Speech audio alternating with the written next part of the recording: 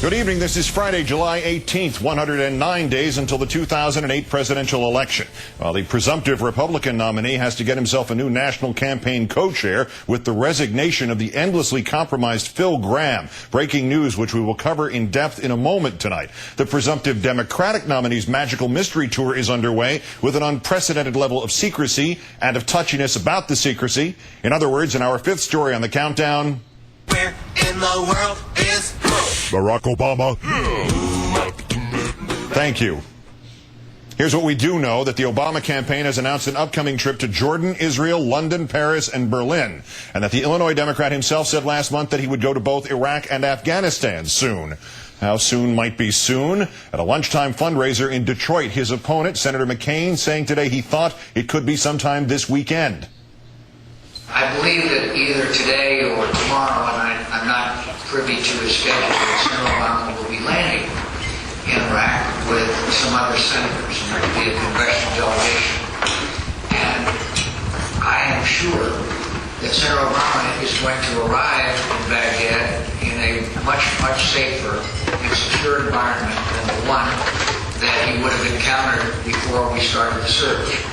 McCain spokesperson Brooke Buchanan saying afterwards Senator McCain had no access to his opponent's schedule. Therefore, his remarks about Senator Obama's trip to Iraq and Afghanistan were, quote, pure speculation, as opposed to McCain's remarks at a news conference this morning about the chicken versus egg nature of the trip, which appeared to be pure conjecture.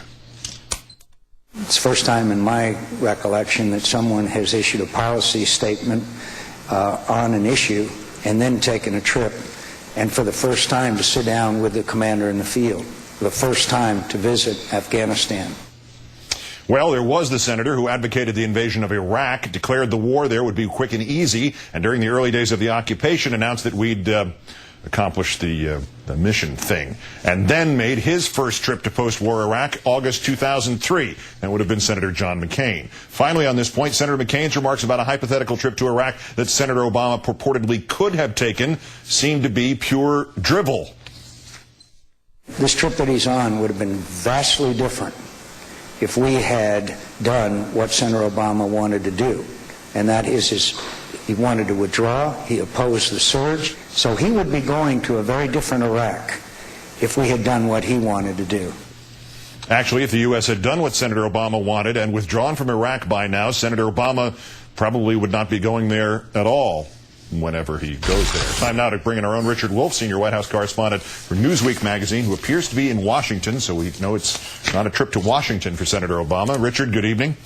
Good evening, Keith. All right, there seemed to be no scenario under which McCain would not attack Obama for his plans to go to Iraq and Afghanistan, even though he suggested that Obama needed to go to Iraq and Afghanistan. So for Obama, this is damned if he does go and damned if he doesn't? Well, of course, you'd expect nothing less from two candidates who are competing for the biggest job in politics. But here's how the McCain campaign has really boxed itself in here. It's not just the sort of two-sided nature of the attack. It's that they opened the door to Obama taking this trip in the first place. Had McCain not done not just one foreign trip, but 3 foreign trips since locking up the nomination, it would have been much, much harder for Obama to do this extraordinary thing. I have to say, again, that candidates do not normally campaign overseas. So McCain opened this up. They baited him to some degree to go and take this trip. They've even cut a new ad saying, how come he's not been to Afghanistan? Well, by all accounts and expectations, that ad will be outdated almost as soon as it hits the airwaves. When McCain went to London to raise money, that was serious business. But when Obama would go to Europe and Israel, McCain's staff wants us to believe that will be a campaign trip. How does that work exactly, and what during the presidential campaign is not to some degree a campaign trip?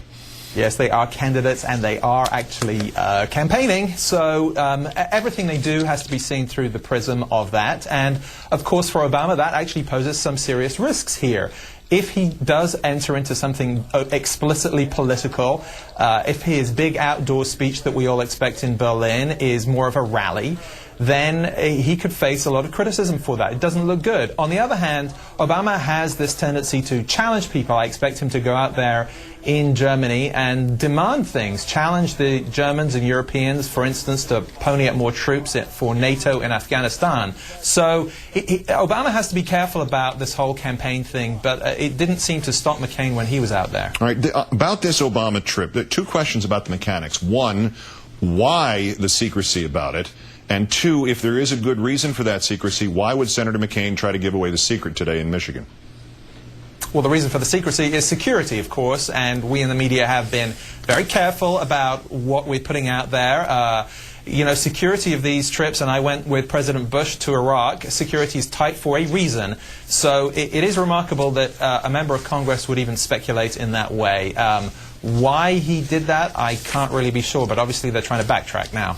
Obviously, we are going to talk in depth in a moment about the resignation that was just announced before we came on the air of Phil Gramm as the national co-chair of the McCain campaign. That's a little bit off our intended topic, Richard, but obviously this is your classic Friday night bad news dump from the McCain campaign. How bad a liability, how much of a millstone had Phil Gramm become, and was that tipping point all the stuff about mental recessions and it's all whiners and we really have it good in this country but we're complaining too much, and how much of it was all the ties into Enron and the ties into the deregulation that set up the gas crisis?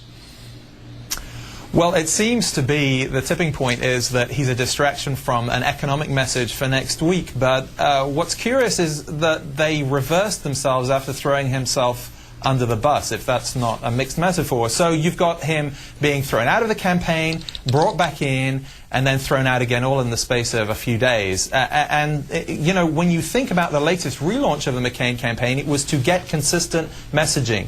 Doing this kind of thing, bringing him back, throwing him out again is just sort of head-twistingly confusing. Well, maybe he'll return yet again. Richard Wolffe of Newsweek and MSNBC. As always, Richard, great thanks. Have a good weekend. Thank you, Keith.